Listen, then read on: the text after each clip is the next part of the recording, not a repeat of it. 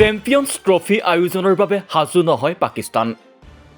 সময়সূচী মতে অনুষ্ঠিত হ'বনে চেম্পিয়ন্ছ ট্ৰফি 2025? পাকিস্তানৰ সলনি সকলোবোৰ মেচেই UAEত অনুষ্ঠিত হ'ব নেকি? ইফালে আয়োজক দেশখনে ঘোষণা কৰা নাই নিজ দলৰ তালিকা। চেম্পিয়ন্ছ ট্ৰফি 2025 আৰম্ভ হ'বলৈ মাজত মাথো কেইটামান দিন বাকী আছে। কিন্তু ICCৰ এই মেগা প্ৰতিযোগিতাখন অনুষ্ঠিত কৰিবলৈ সাজু নহয় আয়োজক দেশ পাকিস্তান। চেম্পিয়ন্ছ ট্ৰফি অনুষ্ঠিত কৰাৰ সময় যিমানেই ওচৰ চাপি আহিছে সিমানেই সমস্যা বাঢ়িছে পাকিস্তান ক্ৰিকেট বৰ্ডৰ। কিয়নো প্ৰতিযোগিতাখন আৰম্ভ হ'বলৈ মাত্ৰ কেইটামান দিন বাকী আছে যদিও ষ্টেডিয়ামৰ নিৰ্মাণ কাৰ্য এতিয়াও চলি আছে। ইয়াৰ বাবেই এই বৃহৎ প্ৰতিযোগিতাখনক লৈ পাকিস্তান ক্ৰিকেট বৰ্ডৰ ওপৰত বিভিন্ন প্ৰশ্ন উত্থাপন হৈছে। শেহতীয়াকৈ প্ৰকাশিত এক প্ৰতিবেদন অনুসৰি চেম্পিয়ন্ছ ট্ৰফিৰ পূৰ্বে পাকিস্তান ক্ৰিকেট বৰ্ডৰ বাবে সময়মতে ষ্টেডিয়ামৰ কাম সম্পূৰ্ণ কৰাটো প্ৰায় অসম্ভৱ। আনহাতে পাকিস্তানে এতিয়াও এই প্ৰতিযোগিতাখনৰ বাবে ঘোষণা কৰা নাই দলৰ খেলুৱৈৰ তালিকা। চেম্পিয়ন্ছ ট্ৰফিত অংশগ্ৰহণ কৰিবলগীয়া 8 দলৰ 7টা দলেই নিজৰ দলৰ খেলুৱৈৰ তালিকা ঘোষণা কৰিলে। এতিয়া যেন চেম্পিয়ন্ছ ট্ৰফি আয়োজন কৰিবলৈ গৈ অনুশোচনাত ভুগিছে Pakistan cricket board. Champions trophy আয়োজনৰ বাবে আন্তঃৰাষ্ট্ৰীয় ক্ৰিকেট নিয়ন্ত্ৰণ বৰ্ডে পাকিস্তানক $7 কোটি ধন প্ৰদান কৰিছিল যদিও এতিয়াও নিৰ্মাণ সম্পূৰ্ণ হৈ উঠা নাই ষ্টেডিয়ামসমূহৰ।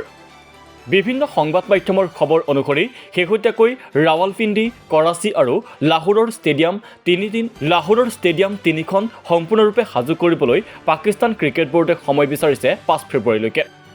উল্লেখ্য যে ৰাজনৈতিক সমস্যাৰ বাবে ভাৰতীয় দলটোক পাকিস্তানত খেলিবলৈ প্ৰেৰণ নকৰে ভাৰতীয় ক্ৰিকেট নিয়ন্ত্ৰণ বৰ্ডে, যাৰ বাবে হাইব্ৰিড মডেলেৰে অনুষ্ঠিত হ'ব চেম্পিয়ন্ছ ট্ৰফি। ভাৰতৰ সকলোবোৰ মেচ অনুষ্ঠিত হ'ব ডুবাইত। যদিহে সময়মতে ষ্টেডিয়ামৰ নিৰ্মাণ কাৰ্য সম্পূৰ্ণ কৰাত ব্যৰ্থ হয় তেন্তে ICCয়ে সমগ্ৰ প্ৰতিযোগিতাখনৰ মেচসমূহ পাকিস্তানৰ পৰা UAE-লৈ স্থানান্তৰিত কৰিব পাৰে।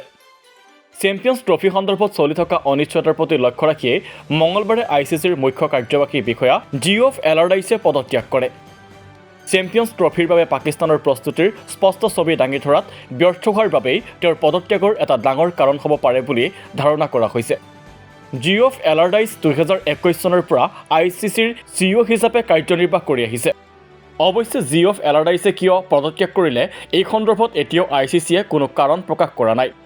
পাকিস্তানৰ দৈনিক কাকত ডনৰ মতে সময়ৰ ভিতৰত ষ্টেডিয়ামৰ নিৰ্মাণৰ কাম সম্পূৰ্ণ হ'ব বুলি ভবাটো একেবাৰে অসম্ভৱ যেন লাগে।